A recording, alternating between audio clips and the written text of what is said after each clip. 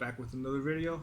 I wasn't planning on doing two today, but I'm procrastinating a little. I have a bunch of stuff to pack up in a little bit, and I have to head out to the warehouse. Uh, Before I do, I need some more tea because I have a long night ahead of me. So, what I'm brewing right now is 2003 Sheng from Myanmar. There we go. I'm not used to doing this.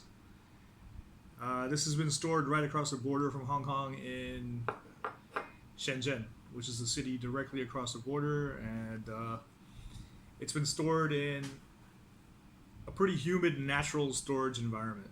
Not quite traditional storage, Hong Kong traditional storage level, but pretty humid, more humid than is usual for Guangdong. There is some traditional storage still done in Guangdong, but not all of it is stuff I want to drink. Some of it is, some of it isn't. This stuff actually arrived smelling pretty dank, and I was hoping it would air out, and it's actually aired out surprisingly quickly. So, as far as I know, it was pulled out of the warehouse right before I got my hands on it. It's still extremely tight for 2003 tea that's been through natural southern Chinese storage, and yeah, it's a pain to break this stuff up. The humid notes have dissipated for the most part, but I'm going to use this teapot today. This is a 1980s Zini teapot from Factory 1. And it was made specifically for the Hong Kong market for high-fired oolongs. I do have one that was made specifically for pu'er, but it's at the warehouse right now. This one's been in use for 6 or 7 years now, and I use this one exclusively for pu'er, primarily Hong Kong dry storage stuff or Guangdong dry storage stuff, as well as some traditional storage stuff, but I prefer the other pot that I have for that, which was actually made for pu'er specifically. This one does great as well. It's a lovely clay, and it was really well crafted. It's around 185 ml. So, let's heat it up.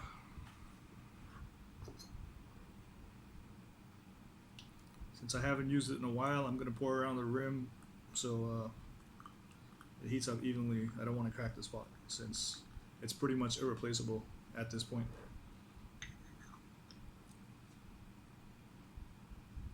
And I'm just going to rinse off the outside of the teapot as well, just in case there's any residual dust. There shouldn't be, but it doesn't hurt. And then straight into the pitcher. I'm going to pour around the edge, get that little wash as well in case there's any residual dust. This isn't a traditional thing to do, but it's something I do a lot of the time. It's just my own thing. There we go. And no, it's not made out of chocolate, which is a question I see a lot on Reddit and places like that. It's just a normal purple clay teapot made with old Huang Long Shan clay, the real deal. Alrighty, and I'm using this this 100 ml cup here, which is about a century old. I was lucky to get this, and it has a hairline crack, so not really a collector's piece anymore, but something I'm very happy to use, and I use it almost every day. It's going to heat up my silver cup as well so we can compare. And I'm going to rinse this twice since while this stuff doesn't smell as humid now as it did when it came in, there's just a little sousson of humidity left to it. I still want to make sure it's clean. And plus, with 2003 stuff from Myanmar, you don't know if any pesticides were used on it. It's all up in the air with anything before the QS standards set in 2006 and 2007. But pu'er, for the most part, doesn't need much pesticide. The thicker leaves mean it's naturally resistant to pests compared to sinensis varietal teas from the east of China. Okay, let's give this a nice rinse, maybe 30 seconds or so, and then I'll rinse it again for the second time. The compression is pretty tight on this, so it's going to need some time to open up. And I often do 2 rinses for pu'er. Less so with newer stuff or stuff that I know well and that I know isn't likely to be contaminated with foreign matter or pesticides or whatever. Like modern pu'er is a lot cleaner than stuff used to be. So, all right, that should do it. I don't know if that was 30 seconds, but it's long enough. A lot of what I do with brewing is just by feel, so this is just feel.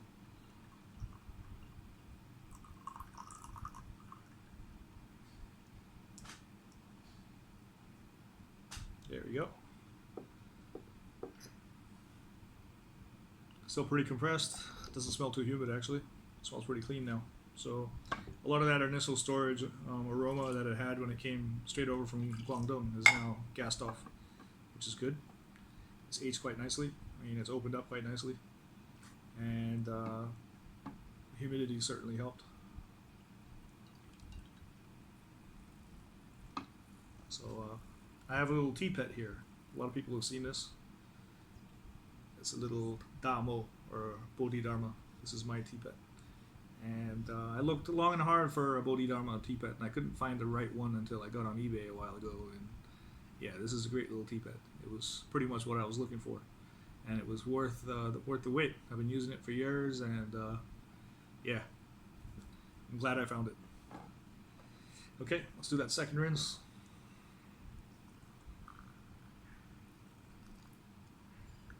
I'm not reboiling here, since I have to go all the way over to the other side of my home to boil the water again. So not doing that today. Today we'll make do with water as a little off the boil. It should still be perfectly fine, of course. Especially with something this aged where there isn't much subtlety to lose. It's pretty much all about texture and how smooth the tea is at this point, which is how pu'er is traditionally appraised. Aroma wasn't a major concern with pu'er traditionally. It was more about how smooth it was and how it made you feel to some extent as well. Feel was very important with pu'er, and chachi is something a lot of us are fond of course. The energy, the way pu'er makes you feel. And good tea tends to make me feel pretty relaxed or even a little spacey. I get kind of spaced out sometimes. It's almost hallucinogenic, some types of pu'er.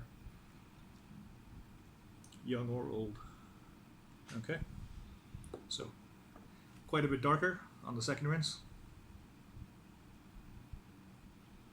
And now we are going for gold. This time we're actually brewing the tea.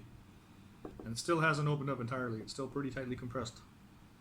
This stuff holds the record for the most compressed tea I've ever handled. Like, I don't know what kind of hydraulic presses they were using in Myanmar when they produced this stuff, but it's really tight. This is really, really tightly compressed. And even after all those years of human storage in Guangdong, it's still extremely tightly compressed. So just getting ready, making room in the Guangdong Bay, so I can pour my liqueur into the pitcher. And you should actually keep the liqueur in, or the rinse, in the Guangdong Bay and the cup to keep them warm. But since I'm just drinking for myself, I'm not too worried about ritual and all that right now. I don't care if the pitcher and the cup cool down a little bit. I just want to be ready to pour when I feel it's time to pour. Not quite yet. Soon. And this actually smells cleaner than it did the last time I had it, so I'm expecting it to be even smoother and less humid tasting. And this clay certainly helps a lot. It does knock down that storage notes quite a bit. And yeah, this should be good. Looking forward to it. I do enjoy drinking aged Shang and Shu pu'er, or Sang and Sok Cha, as we say here in Hong Kong. Yeah, they're easier on the tummy, as is the traditional belief down here in Hong Kong and in Guangdong. So, let's see. It still hasn't entirely opened up after 2 rinses and a fairly lengthy first infusion. So, yeah, this tea's gonna take a while to fully open up, which is fine. Sometimes they take a little more time. And I do longer infusions than a lot of people do. Like, I'm going for however long I'm going for. I'm not timing this. But when I feel it's ready, I'll pour. And I found that to work better for pu'er in general. Like, rather than flash infusing pu'er, I used to do that in the early days, and I had lackluster results for the most part. This works a lot better. And I'm not using the highest ratio in the world, but sometimes I still keep my steeps long and use more leaf. It's entirely something I do by feel for the most part.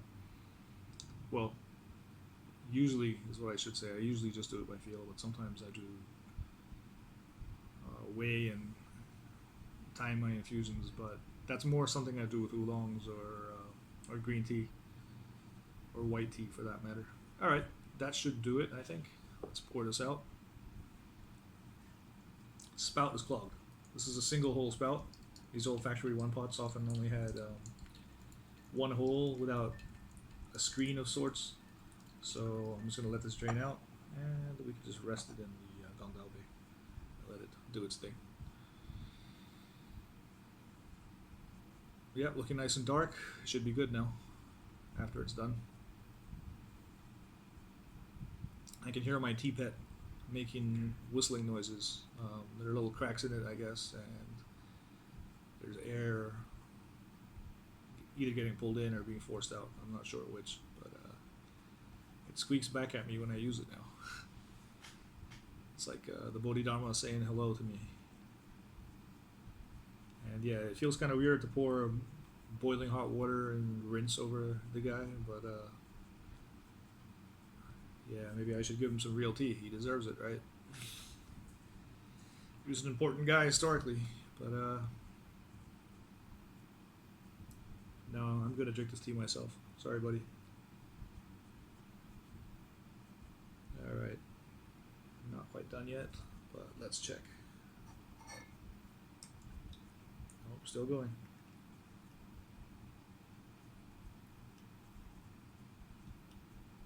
Almost there. There we go. Trying to get every last drop out of there. And the leaf has opened up now. So let's see what we have here. I may stop after this first infusion, well, the video at least, and carry on myself. Nice and dark now. I don't know if you can see the liquor. Actually, it'd be better if I show you the Guangdong Bay instead. It's dark. It's darker than that in the cup because of the depth of the cup. Let's see what it tastes like.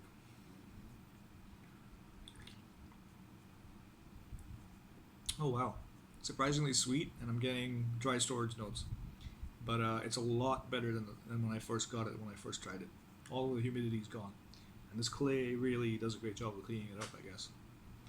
It tastes like a dry storage tea now. Oh, a little bit of humidity there, just a touch. Mouth cooling. It's smooth and pleasant, and it has it's rather sweet actually. Surprisingly, I don't remember it being this sweet.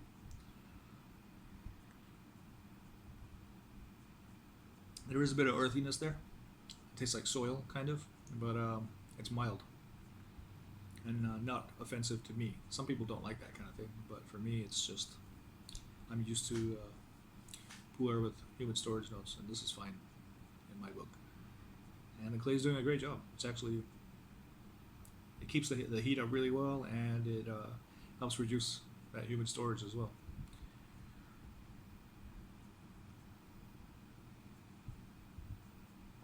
Yeah, this is pretty nice. I think it might benefit from even more time to open up, to breathe, to age, and adjust to my atmosphere. Which will further knock down the storage and make the tea more pleasant to drink, I feel. In a year, this tea might not have any humid storage notes to it at all. I won't know until I ride the year out, but it sounds worthwhile. I'm going to have to get more of this in because I'm quite happy with the price-quality ratio of this tea. I have some of these that were stored in Kunming, and I've had them for 2 or 3 years, and I've barely put a dent in them with my storage. So these really need a lot of time, and they need some pretty intense storage because of how tightly they're compressed. These are really tightly compressed. These little cakes. They're not really tuos. They're little 100-gram cakes, and with little plum blossoms on them. I'd show you, but mine's already broken up into bits. So maybe I can show you. Let me see. No, it's pretty much broken up. But Yeah, they were pressed with the cha symbol, like CNNP productions, old Chinese government productions, but these are from Myanmar, and the material is actually really good. Myanmar has been producing pu'er style teas for quite a while. I don't know how long, but they've been around for a while, and the entire area around Yunnan has produced teas for domestic consumption and resale to Yunnan. For I know Vietnam's been doing it for about a century. I don't know about Myanmar specifically, but a tea from Myanmar actually just won Best Pu'er uh, at the Hong Kong Tea Expo, and there was some serious competition at that tea expo. So that is pretty impressive. One of my friends managed to get a sample of that tea, but I haven't had a chance to try it yet. Soon though, hopefully. All right, let's finish off this cup.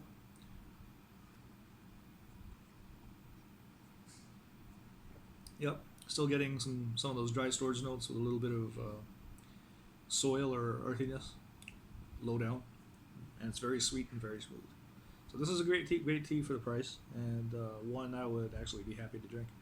Although I think it'll be even better with more time, since that low down earthy note I think might dissipate entirely with more time.